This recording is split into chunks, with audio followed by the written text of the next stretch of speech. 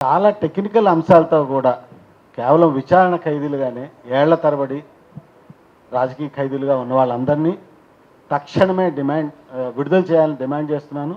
దీని మీద రాజకీయంగా మనం ఇటు తెలంగాణ ముఖ్యమంత్రి మీద ఒత్తిడి తీసుకురావాలి. లాయర్లందరికీ కూడా మనందరి తరఫున కూడా విజ్ఞప్తి ఏంటంటే కేవలం టెక్నికల్ కారణాలతో, అంటే ఉదాహరణకు జిల్లాల విభజన జరిగితే ఇక్కడ కాగితాలు ఆ జిల్లాకు వెళ్ళలేదని చెప్పి, ఇంకా చాలా గమ్మత్తైన విషయాలు, ఒక పక్కన లొంగుబాటు చూపించి ఇంకో పక్కన అరెస్ట్ చేసి, ఇలాంటి చాలా అసలు ట్రిక్కీ విషయాలన్నీ ఈ మొత్తం కేసుల్లో ఉన్నాయి.